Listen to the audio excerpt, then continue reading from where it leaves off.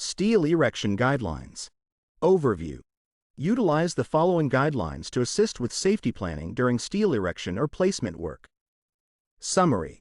Steel erection activities. Pre-mobilization activities. Custody of fall protection. Miscellaneous procedures. Steel erection activities.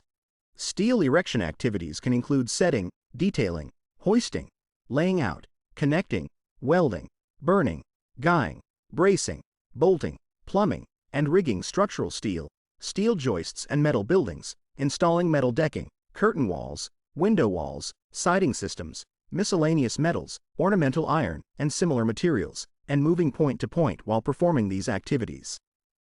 Pre-mobilization activities. Prior to steel erection activities, project teams should schedule a pre-installation meeting to complete the authorization to commence steel erection form. This includes the concrete in the footings, piers and walls and the mortar in the masonry piers and walls has attained either 75% of the intended minimum compressive design strength or sufficient strength to support the loads imposed during steel erection.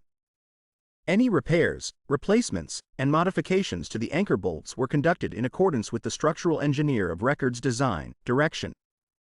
If anchor bolts have been or potentially could become damaged on the project, consider utilizing the request for information process to obtain an approved repair procedure from the structural engineer prior to this meeting.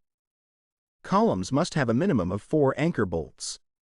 Adequate access roads into and through the site for the safe delivery and movement of equipment and material, including pedestrian and vehicular control, have been provided. This requirement does not apply to roads outside of the construction site.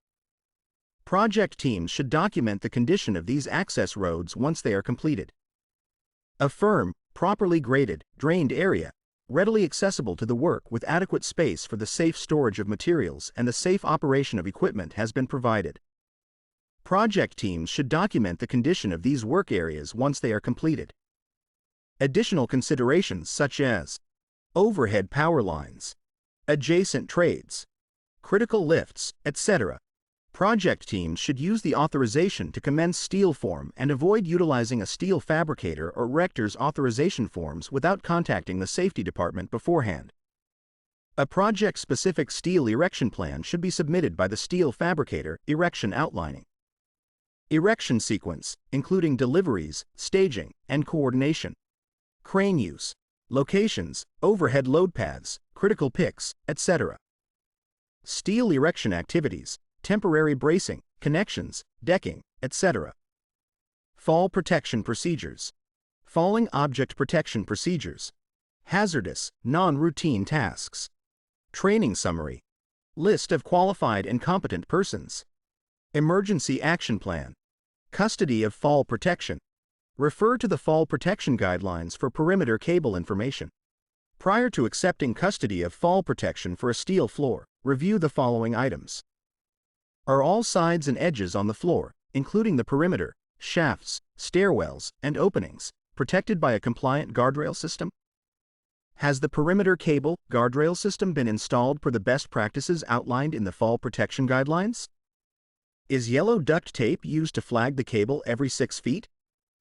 Are all floor openings properly protected? Has the area been cleaned of all steel-related materials, debris?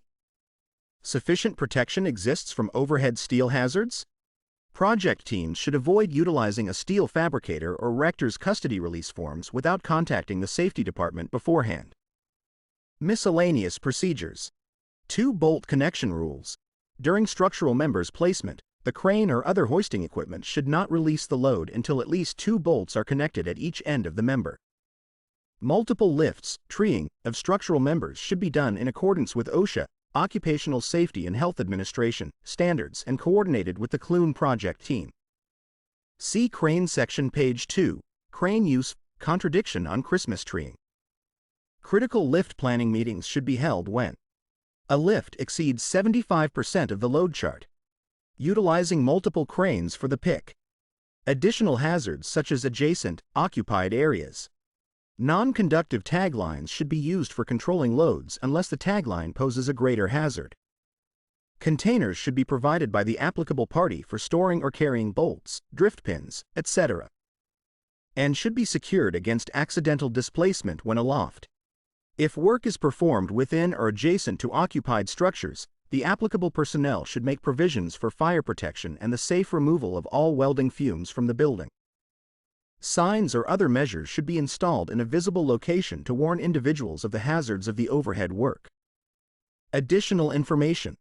Authorization to commence steel.